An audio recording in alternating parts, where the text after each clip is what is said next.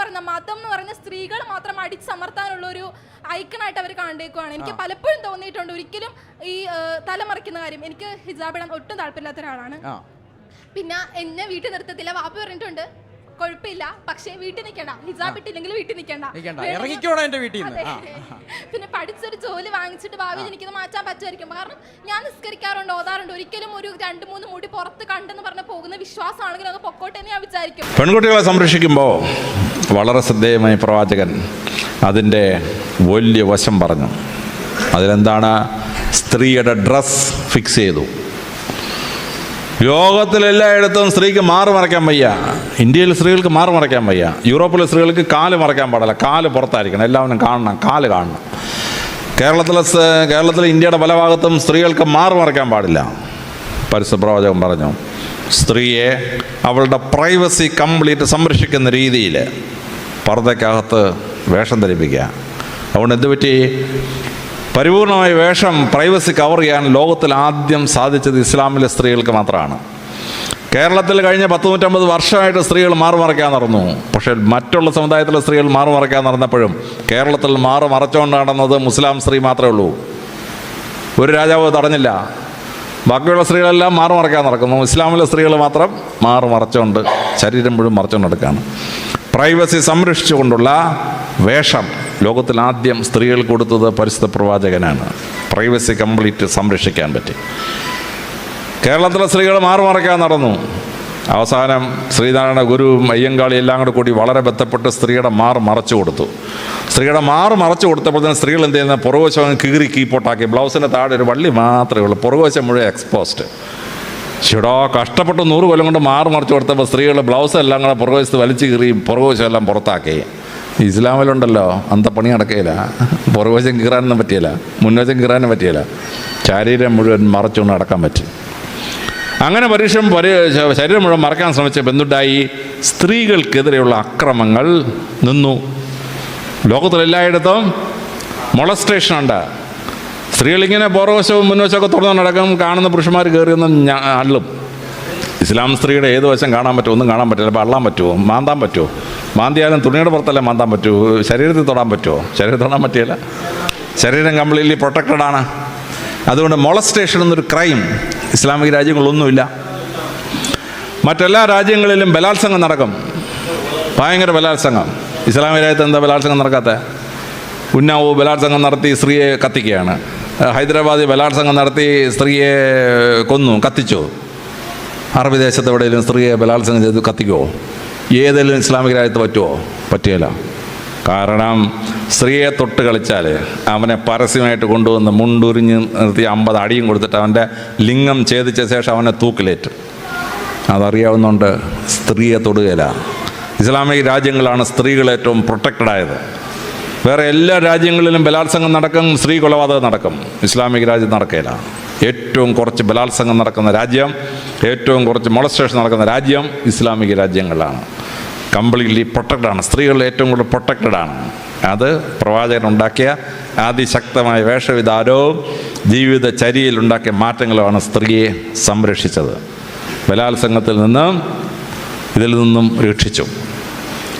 ഇനി ഇസ്ലാമിക രാജ്യങ്ങളിൽ പ്രവാചകൻ വരുന്നതിന് മുമ്പ് പെൺകുട്ടി ഉണ്ടായാലേ മരുഭൂമി കൊണ്ട് കുഴിച്ചിടുമായിരുന്നു.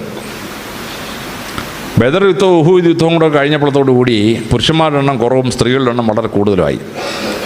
അപ്പോൾ പ്രവാചകന് മനസ്സിലായി പെൺകുട്ടികൾ വിവാഹം കഴിക്കാൻ നിൽക്കുന്ന അവസ്ഥ ഉണ്ടാവും. അങ്ങനെ അവസ്ഥ ഉണ്ടായിക്കഴിഞ്ഞാൽ രാജ്യത്ത് അരാജകത്വം ഉണ്ടാവും, ലൈംഗികമായ അരാജകത്വങ്ങളും വേശ്യാവൃത്തി ഉണ്ടാവും. അപ്പോൾ അത് തടയണ്ടേ? പ്രവാചകൻ പറഞ്ഞു, ഒരു പുരുഷന് 1-ലേറെ സ്ത്രീകളെ കല്യാണം കഴിക്കാം. 5 വ്യവസ്ഥയുണ്ട്, തോന്നിവാസം ചെയ്യാൻ പറ്റില്ല. അങ്ങനെ 5 വ്യവസ്ഥ വെച്ച ശേഷം 1-ലേറെ സ്ത്രീകളെ വിവാഹം കഴിക്കാൻ സമ്മതിച്ചെങ്കിലും പ്രവാചകൻ, എൻ്റെ കയ്യിലിരിക്കുന്ന പരിശുദ്ധ ഖുർആൻ്റെ 4-ാമത്തെ ചാപ്റ്ററിൻ്റെ 4-ാമത്തെ ശ്ലോകം, 1-ലേറെ ഭാര്യമാരുണ്ടെങ്കിൽ എല്ലാ സ്ത്രീകളോടും തുല്യ സ്നേഹം പ്രകടിപ്പിച്ചിരിക്കണം. അങ്ങനെ 1-ലേറെ സ്ത്രീകളോട് തുല്യ സ്നേഹം പ്രകടിപ്പിക്കാൻ പുരുഷൻ അസാധ്യമായതിനാൽ ഏക ഭാര്യയാണ് ഉത്തമം. ഏക ഭാര്യയാണ് ഉത്തമം. ഇതാണ് പരിശുദ്ധ ഖുർആൻ പറയുന്നത്. ഏക ഭാര്യയാണ് ഉത്തമം. ആ ഏക ഭാര്യയാണ് ഉത്തമം എന്ന് പറയുന്ന നീതിശാസ്ത്രം, ആ നീതിശാസ്ത്രമാണ് ഇസ്ലാമിലെ സ്ത്രീകളെ രക്ഷിച്ചത്. ഇപ്പോൾ കേരളത്തിൽ കണ്ടോളൂ, 1000 പുരുഷന്മാർക്ക് 1058 സ്ത്രീകളാണ് കേരളത്തിൽ. ഹിന്ദു മതത്തിലും ക്രിസ്തു മതത്തിലും 1000 പുരുഷന്മാർ 1000 സ്ത്രീകളെ കല്യാണം കഴിച്ചു. 58 സ്ത്രീകൾ എക്സസ് ആണ്. 58 സ്ത്രീകൾക്ക് ഭർത്താക്കന്മാരില്ല, 1000 പുരുഷന്മാരില്ല. ആ 58 സ്ത്രീകൾ എക്സസ് ആയത് കാരണം ഹിന്ദു മതത്തിലും ക്രിസ്തു മതത്തിലും സ്ത്രീകളുടെ വിവാഹപ്രായം പതുക്കെ 21, 22, 24, 26. ഇപ്പോൾ കേരളത്തിലെ ക്രിസ്ത്യാനികൾക്ക് മിക്കവാറും 26, 27 വയസ്സായിട്ടേ കല്യാണം നടക്കുള്ളൂ. കാരണം 1000 പുരുഷന്മാർക്ക് 1058 സ്ത്രീകളുള്ളതുകൊണ്ട് 1000 പുരുഷന്മാർ 1000 സ്ത്രീകളെ കെട്ടിക്കഴിഞ്ഞാൽ 58 എക്സസ് ആണ്. പക്ഷേ കേരളത്തിലെ ഇസ്ലാമിൽ സ്ത്രീകൾക്ക് ആ പ്രശ്നമില്ല. ഒന്നിലേറെ സ്ത്രീകളെ ഭർത്താക്കങ്ങൾ കല്യാണം കഴിക്കുന്ന പുരുഷന്മാരുണ്ട്, പണമുള്ള പുരുഷന്മാർ. അവർ ആ 58 എക്സസിനെ അങ്ങ് അബ്സോർവ് ചെയ്തു. അപ്പോൾ 1000 പുരുഷന്മാർ 1058 സ്ത്രീകളെ കെട്ടിക്കോളും. അപ്പോൾ കല്യാണം കഴിക്കാതെ പെണ്ണുങ്ങൾ വീട്ടിൽ നിൽക്കുന്ന പ്രശ്നമില്ല. ഇസ്ലാം ആ പ്രശ്നം പരിഹരിച്ച് കേരളത്തിലെ സിറ്റുവേഷൻ ഉണ്ടാകുന്ന 1400 കൊല്ലത്തിന് പ്രവാചകൻ നിയമം ഉണ്ടാക്കി. പക്ഷേ മറ്റു സമുദായങ്ങൾക്ക് രക്ഷയില്ല. കല്യാണം കഴിക്കാതെ സ്ത്രീകൾ നിൽക്കുന്ന അവസ്ഥയുണ്ടായി. അതുകൊണ്ട് എന്തുണ്ടായി? പ്രോസ്റ്റിറ്റ്യൂഷൻ കുറഞ്ഞു. ലോകത്തിലെ മറ്റ് സംഭവങ്ങളിലെല്ലാം പ്രോസ്റ്റിറ്റ്യൂഷനുണ്ട്. ഇസ്ലാമിൽ പ്രോസ്റ്റിറ്റ്യൂഷൻ ഇല്ല. കാര്യം അൺമാരീഡായിട്ട് ഫ്രീ സപ്ലൈ വിമനെ കിട്ടുന്നില്ല ഇസ്ലാമിൽ. ഒരു പുരുഷൻ ഒന്നിലേറെ സ്ത്രീകളെ കല്യാണം കഴിക്കുന്നുണ്ട്. അൺമാരീഡ് വിമൻ ജീവിക്കാൻ വേണ്ടി പ്രോസ്റ്റിറ്റ്യൂഷൻ പോകുന്നൊരവസ്ഥ ഇസ്ലാമിലില്ല. അതുകൊണ്ട് ഇസ്ലാമിക രാജ്യങ്ങളിലാണ് ഏറ്റവും കുറച്ച് prostitution. Very very few. No prostitution. Prostitution ചെയ്താൽ സ്വർഗം കിട്ടത്തില്ല. വളരെ ഭംഗിയായിട്ട് അവസ്ഥയുണ്ടാക്കി. പെൺമക്കൾ ശല്യമാണെന്ന് കണ്ടതുകൊണ്ട് ഗർഭത്തിലുള്ള കുട്ടി ആണോ പെണ്ണോ എന്ന് കണ്ടെത്തിയിട്ട് കുഞ്ഞുങ്ങളെ ചിത്രം ചെയ്യാൻ തുടങ്ങി. ഇപ്പം 3 കൊല്ലം ശിക്ഷയുണ്ട്. പണ്ട് ചിത്രം ചെയ്യാൻ ഖുർആൻ പറഞ്ഞു, പരിശുദ്ധ ഖുർആൻ പറഞ്ഞു, സൂറത്തുൽ ഇസ്രത്ത് 134, 134 സൂറത്തുൽ ഇസ്രത്തിൻ്റെ 134, 135, 136 3 ആയാത്തുകൾ. പരിശുദ്ധ ഖുർആൻ പറഞ്ഞു, ഗർഭത്തിലുള്ള കുഞ്ഞിന് ചെലവിനെടുക്കാൻ പറ്റുകയില്ല എന്ന് വിചാരിച്ച് കുഞ്ഞിനെ ചിത്രം ചെയ്താൽ അവളെ വാളിനിരയാക്കണം. അവൾ അള്ളാഹുവിനെതിരെ പാപം ചെയ്യുന്ന ശക്തമായ സംഭവമാണ്. ലോകത്തിലെല്ലായിടത്തും ഗർഭത്തിൽ ലിംഗനിർണ്ണയം നടത്തി കുഞ്ഞുങ്ങളെ കൊല്ലും. ഇസ്ലാമിക രാജ്യങ്ങളിൽ നടക്കത്തില്ല. കാരണം ലിംഗനിർണ്ണയം നടത്താൻ പറ്റിയല്ല. നടത്തിയാലും പെൺകുഞ്ഞാണെന്ന് വിചാരിച്ച് കൊല്ലാൻ പറ്റിയല്ല. അവിടെയാണ് ഇസ്ലാമിൻ്റെ നേട്ടം. സ്ത്രീകളെ പ്രൊട്ടക്റ്റ് ചെയ്യും. തലാഖെല്ലാം അനുവാദം കൊടുത്തു. പക്ഷെ തലാഖെല്ലാം അനുവാദം കൊടുത്തതിന് 2 വശമുണ്ട്. ട്രിപ്പിൾ തലാഖ് എന്നൊരു സാധനം പ്രവാചകൻ പറഞ്ഞിട്ടില്ല, പരിശുദ്ധ ഖുർആനിലും ഇല്ല. It is un-Islamic. അല്ലാതെ തലാഖ് ചൊല്ലുമ്പോൾ ആ തലാഖിനകത്ത് ഒരു സേവിങ് ഗ്രേസ് ഉണ്ട്. തികച്ചും യോജിക്കാൻ പറ്റാത്തൊരു വിവാഹം അത് ബലമായി കൂട്ടിക്കെട്ടിക്കൊണ്ട് നടന്ന് അതിനകത്ത് 498 306 ഉണ്ടായി കൊലപാതക പരമ്പരകൾ ഉണ്ടാകുന്നൊരവസ്ഥ അത് ഇസ്ലാമിൽ ഉണ്ടാവുന്നില്ല. കാരണം if they are not compatible they can say a divorce and separate and marry again, no problem. അപ്പോൾ സ്ത്രീകളെ സംരക്ഷിക്കുന്ന നിയമങ്ങൾ, പരിശുദ്ധ പ്രവാചകൻ ഉണ്ടാക്കിയ നിയമങ്ങൾ സ്ത്രീകളെ രക്ഷിച്ച അതിഗംഭീരമായ നിയമങ്ങളാണ്. സ്ത്രീകളെ ഭരണാധിപത്യത്തിലേക്ക് കൊണ്ടുവന്നു. പ്രവാചകൻ്റെ കാലത്ത് തന്നെ സ്ത്രീകൾക്ക് അഡ്മിനിസ്ട്രേഷനിൽ പങ്കുണ്ടായിരുന്നു. സംസാരിച്ച് അഭിപ്രായം പറയാൻ അവകാശം ഉണ്ടായിരുന്നു. അതുകൊണ്ട് എന്തുണ്ടായി? ഏറ്റവും വലിയ ഇസ്ലാമിക രാജ്യമായ ഇന്തോനേഷ്യയിലെ വനിതാ ഭരണാധികാരി 2 ഉണ്ടായി. മലേഷ്യയിൽ വനിതാ ഭരണാധികാരി ഉണ്ടായി. പാകിസ്ഥാനിൽ വനിതാ പ്രസിഡന്റ് ഉണ്ടായി. ബംഗ്ലാദേശിൽ വനിതാ പ്രസിഡന്റ് ഉണ്ടായി. ഇസ്ലാമിക രാജ്യങ്ങളിൽ എത്രയോ ഇടത്ത് വനിതാ ഭരണാധികാരികളുണ്ടായി. കാരണം വനിതകൾക്ക് മാന്യതയും സ്ഥാനവും കൊടുത്തു ഇസ്ലാമിൽ. അങ്ങനെ സ്ത്രീ വിമോചനം അത്ഭുതകരമായി പ്രവാചകൻ സാധിച്ചെടുത്തു എന്നുള്ളതാണ്. പ്രവാചകൻ വളരെ ശ്രദ്ധേയമായി ചെയ്ത ഒരു 8ാമത്തെ കാര്യമുണ്ട്. അത് ധനം കൈകാര്യം ചെയ്യുന്നുള്ള സംഭവമാണ്. ലോകത്തിലെ എല്ലാ രാജ്യങ്ങളിലും പണക്കാരനായിക്കൊണ്ടിരുന്നു, പാവപ്പെട്ടവനായിക്കൊണ്ടിരുന്നു. അതിനനുസരണമായിട്ടാണ് പണത്തിൻ്റെ ഒഴുക്ക്. പണക്കാരൻ പലിശയ്ക്ക് പണം കൊടുക്കും, പാവപ്പെട്ടവൻ എടുക്കും. അവസാനം പാവപ്പെട്ടവൻ തിരിച്ചടയ്ക്കാൻ വയ്യ, പണക്കാരൻ അവൻ്റെ വസ്തു ജപ്തി ചെയ്തുകൊണ്ട് പോകും. നിരാലംബലായ പാപ്പർ സൂട്ടടിച്ച് കുറേ എണ്ണം. പണക്കാരൻ പിന്നെയും പണക്കാരനാകും. പരിശുദ്ധ പ്രവാചകൻ പറഞ്ഞു, നത്തിങ് ഡൂയിങ്. പലിശ എന്നൊരു സാധനം ഇസ്ലാമിന് അനുവദനീയമല്ല. ഒരു ബ്ലേഡ് ബാങ്കും മുസ്ലിം നടത്താൻ ഒക്കെയില്ല. നിങ്ങൾ 100 രൂപ കൊണ്ട് ബാങ്കിലിട്ടാൽ 100 കൊല്ലം കഴിഞ്ഞ് എന്നാൽ 100 രൂപയെ കാണത്തുള്ളൂ. 10% പലിശയില്ല. ശരി സാർ.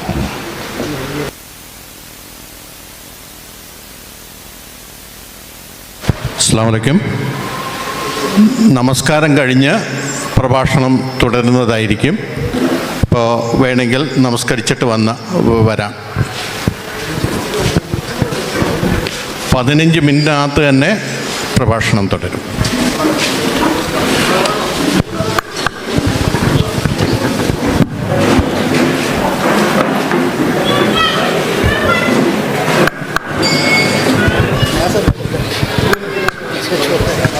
അല്ല, 100 രൂപ മാത്രമേ കിട്ടത്തുള്ളൂ, പലിശ കിട്ടുകയില്ല. പലിശ പ്രവാചകൻ പറഞ്ഞ ന്യായം വളരെ കറക്റ്റാണ്. ആരാണ് പണം കൊടുക്കുന്നത്? പണം കൊടുക്കുന്നത് പണം അധികമായി കയ്യിലുള്ളവനാണ്. ആരാണ് പണം കടം വാങ്ങിക്കുന്നത്? നിർധനനായ ഒരു മനുഷ്യനാണ് പണം വാങ്ങിക്കുന്നത്. ആ നിർധനനായ മനുഷ്യൻ്റെ കയ്യിൽ നിന്ന് പണം ധനവാൻ്റെ കയ്യിലോട്ട് പോകാൻ പാടില്ല. അതുകൊണ്ട് ഉസൂർ ഈസ് പ്രൊഹിബിറ്റഡ് ഇൻ ഇസ്ലാം. ഒരു ബ്ലേഡ് ബാങ്കും ഇസ്ലാമിൽ നടത്താൻ പറ്റിയില്ല. ഇത് നടത്താൻ പറ്റാതെ വന്നത് കാരണം ഇസ്ലാമിൽ ഉണ്ടായ വലിയ അത്ഭുതമാണ്. ഇസ്ലാമിക രാജ്യങ്ങളിലൊന്നും ക്യാപിറ്റലിസം വേരുപിടിച്ചില്ല, മുതലാളിത്തം വേരുപിടിച്ചില്ല. മുതലാളിത്തം വേരുപിടിക്കാൻ ഇസ്ലാം സമ്മതിച്ചിട്ടില്ല. കാരണം പണക്കാരനാവുന്ന, പാവപ്പെട്ടവനാവുന്ന ഒരു എക്കണോമിക്സ് ഇസ്ലാമിന് അനുവദനീയമല്ല. തന്നെയുമല്ല, പണക്കാരൻ അവൻ്റെ സമ്പത്തിൻ്റെ 2.5% പാവപ്പെട്ടവരിലേക്ക് ഒഴുക്കണം, സക്കാത്ത്. അപ്പോൾ ആ നിയമം ഉണ്ടാക്കിയപ്പോൾ പരസ്യപ്രവാചകന് കൃത്യമായ നിയമം ഉണ്ടാക്കി. ഒരു ദിവസത്തെ വരുമാനം കൊടുക്കണമെന്ന് പറഞ്ഞിരുന്നെങ്കിൽ ഒരാണ്ടിൽ ഏറ്റവും കുറച്ച് പൈസ ഉണ്ടായ ദിവസത്തെ വരുമാനം അവനും കൊടുത്തന്നെയായിരുന്നു കണക്ക് ശരിയാക്കാൻ. പ്രവാചകൻ അതൊക്കെ തല്ല, ഇൻകം ടാക്സ് കണക്കാക്കുന്ന പോലെ ഒരു കൊല്ലത്തെ ഇൻകം കണക്കാക്കുക, എന്നിട്ട് അതിൻ്റെ 2.5% പാവപ്പെട്ടവനിലേക്ക് കൊടുക്കണം. അപ്പോൾ പാവപ്പെട്ടവൻ്റെ പണം പണക്കാരന് പോയിക്കൊണ്ടുവന്ന സിസ്റ്റം മാറ്റി പണക്കാരൻ്റെ പണം പാവപ്പെട്ടവനിലേക്ക് പോകുന്ന സിസ്റ്റം പരിശുദ്ധ പ്രവാചകൻ ഉണ്ടാക്കി. ഇത് അതിശ്രദ്ധേയമായ ഒരു നിയമ സംഹിതയാണ്. അതുകൊണ്ടാണ് ഇസ്ലാമിക രാജ്യങ്ങളിലൊന്നും ക്യാപിറ്റലിസം അല്ലെങ്കിൽ മുതലാളിത്തം ഉണ്ടായില്ല. യൂറോപ്പും ഏഷ്യയും മുഴുവൻ ഫ്യൂഡലിസം ഉണ്ടായി. ഭൂ ഉടമ സമ്പ്രദായത്തിലൂടെ ഭൂ ഉടമസ്ഥനുണ്ടായി. കേരളത്തിൽ മങ്കൊമ്പ് പൊട്ടർക്ക് 2 ലക്ഷം പറ നിലമായിരുന്നു. 2 ലക്ഷം പറ നിലം. കായൽ രാജാവ് മുരിക്കന് 30,000 ഏക്കർ സ്ഥലം. ഇസ്ലാമിൽ ഇപ്പണി പറ്റിയല്ല. ഇസ്ലാമിൽ പാവപ്പെട്ടവൻ കൂടുതൽ പാവപ്പെട്ടവൻ സമ്പ്രദായം ഇല്ല. അവനിലേക്ക് പണക്കാരൻ്റെ പണം സക്കാത്തിലൂടെ ഒഴുകും. ദാരിദ്ര്യം ഉണ്ടാവാൻ സമ്മതിക്കുകയില്ല. ദാരിദ്ര്യന് രാജ്യവും ധനവാനും സപ്പോർട്ട് കൊടുക്കും. അതുകൊണ്ട് ഇസ്ലാമിക രാജ്യങ്ങളിൽ ഫ്യൂഡലിസം ഉണ്ടായില്ല. ഇസ്ലാമിക രാജ്യങ്ങളിൽ ക്യാപിറ്റലിസം ഉണ്ടായില്ല. മുതലാളിത്ത വ്യവസ്ഥ ഉണ്ടായില്ല. ഇസ്ലാമിക രാജ്യങ്ങളിൽ ഭൂമിയുടെ ഉടമസ്ഥാവകാശം അവന് കൊടുത്തത് കാരണം ഇസ്ലാമിക രാജ്യങ്ങളിൽ ഭൂവുടമ സമ്പ്രദായം ഉണ്ടായില്ല. ഇസ്ലാമിക രാജ്യങ്ങൾ സ്വന്തമായി സ്വത്തുള്ള, സ്വന്തമായി വീടുള്ള ഒരു ജനസമൂഹമായി ഇസ്ലാം മാറി. ഇത് വളരെ ശ്രദ്ധേയമായി നമ്മൾ മനസ്സിലാക്കേണ്ടതാണ്. ഇതേറ്റവും ഭംഗിയായി നമ്മൾ മനസ്സിലാക്കുന്ന ഒരു സംഭവമാണ് സലാഡിൻ്റെ പ്രസിദ്ധമായ ജീവിതം. സലാഡിൻ ജെറുസലേം പിടിച്ചടക്കിയ രാജാവാണ്. സലാഡിൻ ജെറുസലേം പിടിച്ചടക്കാനായിട്ട് വന്ന് കുരിശ് യുദ്ധങ്ങളിലൂടെ ജെറുസലേം പിടിച്ചെടുത്ത് അവിടെ താമസിക്കുന്ന ക്രിസ്ത്യാനികൾ താമസിക്കുമ്പോൾ അദ്ദേഹം ജെറുസലേമിൻ്റെ മതിലുകൾക്കെതിരെ ബോംബാർഡ് ചെയ്തു. 50 മീറ്റർ നീളത്തിൽ മതിലിടിഞ്ഞ് താഴെ വീണു. മതിലിടിഞ്ഞ് താഴെ വീണ് കഴിഞ്ഞപ്പോൾ സലാഡിൻ സൈന്യത്തോട് പുറകോട്ട് മാറാൻ പറഞ്ഞു. എന്നിട്ടൊരു സന്ദേശം കൊടുത്തയച്ചു, ക്രിസ്ത്യാനികളുടെ നേതാവ് പുറത്തു വരണം, സമാധാന സന്ധിക്കായി പുറത്തു വരണം. ക്രിസ്ത്യാനികൾ അമ്പരന്ന് പോയി. അവരുടെ നേതാവായി ലിയാണ്ടർ പുറത്തു വന്നു. സലാഡിൻ പറഞ്ഞു, ലിയാണ്ടറെ, ഞാൻ എൻ്റെ സൈന്യത്തെ പുറകോട്ട് മാറ്റിയിരിക്കുകയാണ്. സൈന്യം ഇനി അകത്ത് കയറിയാൽ അക്രമം ഉണ്ടാവും, സ്ത്രീകൾ കൊല്ലപ്പെടും, കുട്ടികൾ കൊല്ലപ്പെടും. ഇത് പരിശുദ്ധ പ്രവാചകൻ ഞങ്ങളോട് സമ്മതിച്ചിട്ടില്ല. യുദ്ധത്തിൽ പങ്കെടുക്കുന്ന പടയാളികൾക്കല്ലാതെ ആർക്കും പരിക്കുണ്ടാകാൻ പാടില്ല. മെക്കക്കാർ മദീന ആക്രമിക്കാൻ വന്നു. പ്രവാചകൻ സൈന്യത്തെ കൊണ്ട് 25 കിലോമീറ്റർ തെക്കോട്ട് പോയി മരുഭൂമി വെച്ച് യുദ്ധം ചെയ്തു. കാര്യം മദീനയെ വെച്ച് യുദ്ധം ചെയ്താൽ അവിടുത്തെ പാവപ്പെട്ട ജനങ്ങൾ കൊല്ലപ്പെടും, സ്ത്രീകൾ കൊല്ലപ്പെടും. ഉഹൂദ് യുദ്ധത്തിന് വന്നു. പ്രവാചകൻ സൈന്യത്തെ കൊണ്ട് പുറത്തു വന്നു, മരുഭൂമി വെച്ച് യുദ്ധം ചെയ്തു. പട്ടാളക്കാർക്ക് മാത്രമേ പരിക്ക് പറ്റുള്ളൂ. അങ്ങനെ പരിക്ക് പറ്റുന്ന ഒരു സമ്പ്രദായത്തിൽ നിങ്ങൾ നിങ്ങളുടെ സ്ത്രീകളെയും കുട്ടികളെയും എല്ലാം കൂട്ടി നിങ്ങളുടെ സ്വത്തൊക്കെ എടുത്തുകൊണ്ട് നിങ്ങൾ നേരെ ലെബനോനിലോട്ട് പോക്കോളൂ. അവിടെ ക്രിസ്ത്യൻ ഭൂരിപക്ഷ പ്രദേശമാണ്, അവിടെ പോയി താമസിച്ചോളാൻ പറഞ്ഞു. ലിയാണ്ടർ സലാഡിനോട് ചോദിച്ചു, സലാഡിനെ 1096 ക്രിസ്ത്യാനികൾ ഈ ജെറുസലേം പിടിച്ചടക്കുമ്പോൾ നടന്നെന്താണെന്ന് അങ്ങേക്കറിയാമോ? അദ്ദേഹം പറഞ്ഞു, എൻ്റെ വല്യപ്പൻ പറഞ്ഞ് ഞാൻ കേട്ടിട്ടുണ്ട്. ക്രിസ്ത്യാനികളോടൊന്ന് ജെറുസലേം പിടിച്ച ശേഷം അതിനകത്തുള്ള മുഴുവൻ മുസ്ലിങ്ങളെയും വെട്ടി ഞുറുക്കി കഷണമാക്കി കത്തിച്ചു. ലിയാണ്ടർ പറഞ്ഞു, ഇതങ്ങേക്ക് അറിയാമെങ്കിൽ പിന്നെ അങ്ങ് എന്തിനാണ് ഞങ്ങളോട് ഈ മര്യാദ കാണിക്കുന്നത്? സലാഡിൻ പറഞ്ഞു, അത് നിങ്ങളുടെ സംസ്കാരം. പരിശുദ്ധ പ്രവാചകൻ ഞങ്ങളെ പഠിപ്പിച്ചിട്ടുണ്ട്, നിരായുധനായ ഒരാൾ ആക്രമിക്കപ്പെടാൻ പാടില്ല, സ്ത്രീകൾ കൊല്ലപ്പെടാൻ പാടില്ല, കുട്ടികൾ കൊല്ലപ്പെടാൻ പാടില്ല. അതുകൊണ്ട് പ്രവാചകൻ പഠിപ്പിച്ച തത്വം അനുസരിച്ച് നിങ്ങൾ പൊക്കോളാൻ പറഞ്ഞു. ലിയാണ്ടർ തൻ്റെ സ്ത്രീകളെയും കുട്ടികളെയും ആടുമാടുകളെയും സ്വർണവും ഒക്കെ എടുത്തുകൊണ്ട് നേരെ ലെബനോനിൽ പോയി. മുഴുവൻ ക്രിസ്ത്യാനികളും പോയി കഴിഞ്ഞിട്ടാണ് സലാഡിൻ ജെറുസലേമിൽ പ്രവേശിച്ചു. ഒറ്റ മനുഷ്യൻ കൊല്ലപ്പെട്ടില്ല. ആ വലിയ സംഭവം ഹോളിവുഡ് ഒരു സിനിമയാക്കി, സിറ്റി ഓഫ് ഹെവൻ. നിങ്ങൾ ആരെയുള്ള സിറ്റി ഓഫ് ഹെവൻ സിനിമ കണ്ടാൽ അറിയാം സലാഡിൻ ചെയ്ത അത്ഭുതം. ഈ സലാഡിൻ 1994 മരണശയ്യയിലായി. സലാഡിൻ തൻ്റെ ഡോക്ടറെ വിളിച്ചു, ഡോക്ടറെ ഞാനിനി എത്ര കാലം ജീവിച്ചിരിക്കും? ഡോക്ടർ പറഞ്ഞു, രാജാവ് ചാവുന്ന സമയം പ്രവചിച്ചാൽ എൻ്റെ കഴുത്തിന് ഉണ്ടെങ്കിൽ തലയുണ്ടാവുമോ രാജാവേ എന്ന് പറഞ്ഞു. സലാഡിൻ പറഞ്ഞു, ഇത് സലാഡിനാണ് പറയുന്നത്, നീ പറഞ്ഞോ ഒരു കുഴപ്പമില്ലാന്ന് പറഞ്ഞു. ഡോക്ടർ സലാഡിനോട് പറഞ്ഞു, സലാഡിൻ അങ്ങ് ഒരു ആഴ്ചയിൽ കൂടുതൽ ജീവിച്ചിരിക്കുമെന്ന് എനിക്ക് സംശയമാണ്. സലാഡിനോട് തന്നെ ധനകാര്യമന്ത്രി വിളിച്ചു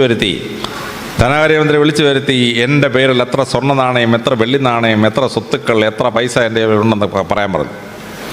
ധനകാര്യമന്ത്രി അതിനെല്ലാം കണക്കെടുത്തുകൊണ്ട് കൊടുത്തു.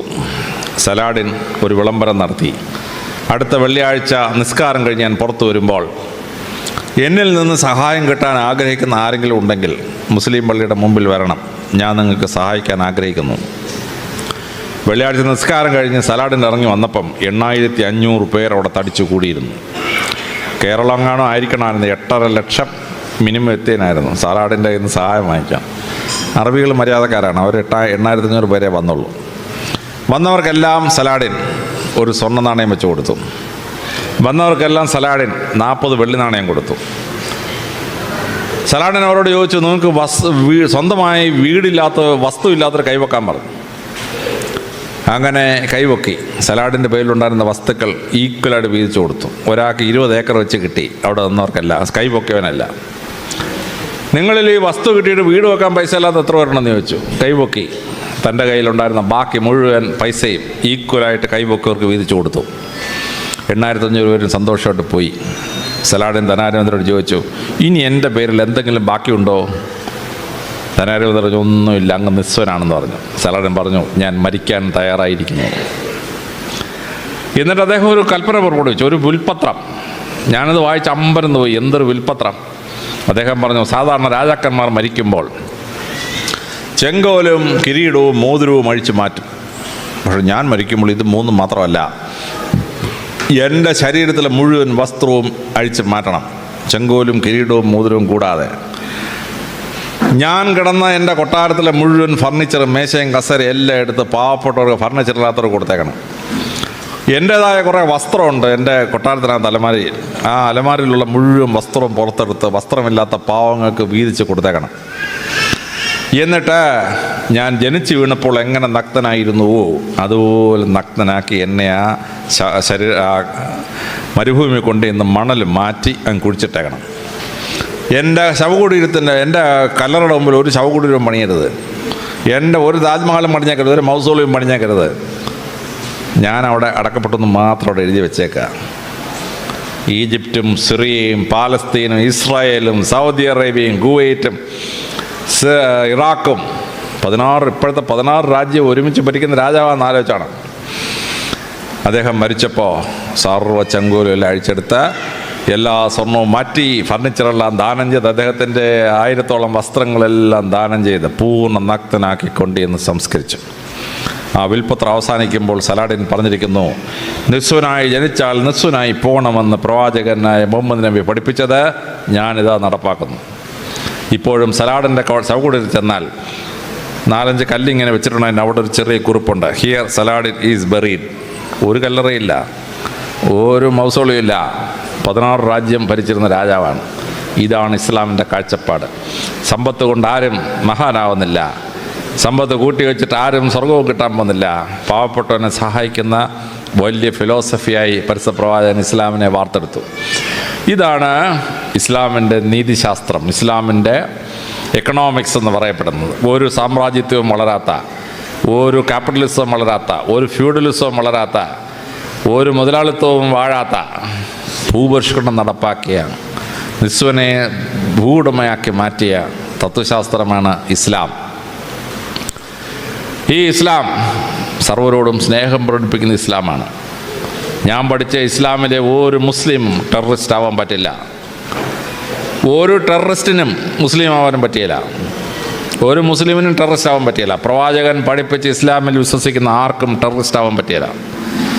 ഒരു ടെററിസ്റ്റിനും മുസ്ലിം ആവാൻ പറ്റിയില്ല. ഒരു ഒസാമ ബിൻ ലാദനും മുസ്ലിമല്ല. ഒരു അബൂബക്കർ അൽ ബാഗ്ദാദി മുസ്ലിമല്ല. പ്രവാചകൻ പഠിപ്പിച്ചതാണ്. നിരപരാധികളെ കൊല്ലുന്നത് ഇസ്ലാമിൻ്റെ പ്രാക്ടീസ് അല്ല. ബോംബ് വെക്കുന്ന ഇസ്ലാമിൻ്റെ പ്രാക്ടീസ് അല്ല. അതാണ് മഹത്തായ ഇസ്ലാം, പ്രവാചകൻ പഠിപ്പിച്ച ഇസ്ലാം. പ്രവാചകൻ 9 ചെയ്തത് ഒരു ഭരണക്രമം ഉണ്ടാക്കി. ആ ഭരണക്രമം ലോകത്തിന് മുഴുവൻ അത്ഭുതമായൊരു ഭരണക്രമമാണ്. തിരുവിതാംകൂറും കൊച്ചിയും ഒന്നും ഒരിക്കലും മുസ്ലിങ്ങൾ ഭരിച്ചില്ല. കേരളത്തിലാകെ കണ്ണൂർ പട്ടണത്തിൽ മാത്രം ഒരു അറക്കൽ ബീവി ഉണ്ടായിരുന്നു. പക്ഷേ കേരളത്തിലെ ഭരണക്രമം എടുത്തു നോക്കൂ, അതിൽ ഭൂരിപക്ഷവും ഇസ്ലാമികമാണ്. പണ്ട് ഭരണത്തിന് നേതൃത്വം വഹിച്ച ആളിനെ വിളിച്ചിരുന്ന പേരാണ് ദിവാൻ. ദിവാൻ എന്ന് പറഞ്ഞാൽ അറബി വാക്കാണ്, രണ്ടാമൻ എന്നർത്ഥമാണ്. ദിവാൻ സരസ് പി രാമസ്വാമയ്യർ എന്ന് പറഞ്ഞാൽ ആ ദിവാൻ സ്ഥാനം പ്രവാചകൻ ഉണ്ടാക്കിയ സ്ഥാനമാണ്. റവന്യൂവിൻ്റെ ചീഫിനെ വിളിച്ചിരുന്ന പേര് പേഷ്കാർ. പേഷ്കാർ പ്രവാചകൻ ഉണ്ടാക്കിയതാണ്. പേഷ്കുഷ് എന്ന് പറഞ്ഞാൽ അറബി ഭാഷയിൽ കരം. പേഷ്കുഷ് പിരിക്കുന്നവൻ പേഷ്കാർ. അതിനെ ബ്രിട്ടീഷുകാർ എന്നപ്പോൾ ഇംഗ്ലീഷിൽ ട്രാൻസ്ലേറ്റ് ചെയ്തു കളക്ടർ ഓഫ് ടാക്സസ്. പിന്നെ ഈ ഓഫ് ടാക്സസ് നാണക്കേടാന്ന് ICSർക്ക് തോന്നിയാണ് അതങ്ങ് വെട്ടിമാറ്റി. അങ്ങനെയാണ് കളക്ടറായത്. കളക്ടറുടെ ഒറിജിനൽ വാക്ക് പേഷ്കാർ, പേഷ്കുഷ് പിരിക്കുന്നവൻ, അറബിയാണ് സംഭവം. രാജ്യത്തെ ഭരിക്കണമെങ്കിൽ അതിനെ പ്രോവിൻസുകളായി തിരിക്കണം. അങ്ങനെ അറബികൾ പ്രോവിൻസായി തിരിച്ചു. അതാണ് സില്ല എന്ന വാക്ക്. അതാണ് മലയാളത്തിൽ നമ്മൾ ജില്ല എന്നാക്കിയത്. നമ്മുടെ ജില്ല പ്രവാചകൻ ഉണ്ടാക്കിയതാണ്. അറബി ദേശത്ത് നിന്ന് ഒന്നാണ് ജില്ല. ആ ജില്ലയെ ഭരിക്കുന്ന കളക്ടർ അറബി ദേശത്ത് നിന്ന് ഒന്നാണ്. ആ ജില്ലകളെ സബ് ഡിവൈഡ് ചെയ്തു. അങ്ങനെ ഉണ്ടാക്കിയതാണ് താലൂക്ക. താലൂക്ക അറബി വാക്കാണ്, താലൂക്ക. ആ താലൂക്ക ഭരിക്കാൻ നമ്മളൊരു ഭരണാധികാരിയെ ഉണ്ടാക്കി, തഹസീൽദാർ. തഹസീൽദാർ അറബിയാണ്. ഹസാലദാർ. ഹസാല എന്ന് പറഞ്ഞാൽ കളക്ട്. ഹസാലദാർ, വൺ ഹു കളക്ട് ടാക്സസ്. അതാണ് നമ്മുടെ തഹസീൽദാറായത്. പണ്ടത്തെ പോലീസ് ചീഫിനെ വിളിച്ചിരുന്ന പേര് അമിനാദാർ, അറബിയാണ്. ആമീൻ എന്ന് പറഞ്ഞാൽ പ്രൊട്ടക്ഷൻ. അമിനാദാർ എന്ന് പറഞ്ഞാൽ പ്രൊട്ടക്ഷൻ കൊടുക്കുന്നവൻ, സംരക്ഷണം കൊടുക്കുന്നവൻ. പോലീസിലെ ഹവിൽദാർ അറബിയാണ്. ഡഫേദാർ അറബിയാണ്. ജമേദാർ അറബിയാണ്. താലൂക്ക്ദാർ അറബിയാണ്. ഇതെല്ലാം അറബിയാണ്. പ്രവാചകൻ ഉണ്ടാക്കിയ അഡ്മിനിസ്ട്രേറ്റീവ് സിസ്റ്റമാണ് നമ്മുടെ ഈ കേരളം മുഴുവൻ നടക്കുന്നത്. ഗ്രാമപ്രദേശങ്ങളിൽ വില്ലേജ് ഓഫീസിൽ ജമാബന്ദി മാർച്ച് 31. എന്താണ് ഈ ജമാബന്ദി?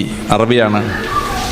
ക്ലോഷർ ഓഫ് അക്കൗണ്ട്സ് എന്നുള്ള അറബിയാണ് ജമാബന്ദി. ഇപ്പോഴും നമ്മുടെ വില്ലേജ് ഓഫീസിൽ മാർച്ച് 30 നടക്കുന്ന ജമാബന്ദി. നിയമസംഹിത അറബികൾ ഉണ്ടാക്കി, വളരെ ഭദ്രമായി. കരാറിലേർപ്പെട്ടു, കരാർ അറബിയാണ്.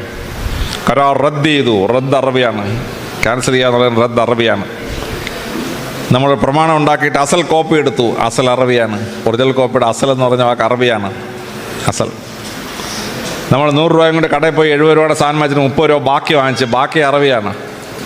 ഫിനാൻഷ്യൽ ട്രാൻസാക്ഷൻ്റെ ബാക്കി അറബിയാണ്. നമ്മൾ കോടതി ചെല്ലുമ്പോൾ മുൻസിഫ് അവിടെ ഇരുന്ന് വിളിച്ചു. മുൻസിഫ് എന്താണ്? മുൻസിഫ് അറബി വാക്കാണ്. ജഡ്ജി എന്ന് പറയുന്ന മുൻസിഫിന് ആ പേരിട്ടത് അറബിയിലാണ്. പ്രവാചകൻ ഉണ്ടാക്കിയതാണ്. അതാണ് നമ്മുടെ മുൻസിഫായി മാറിയത്.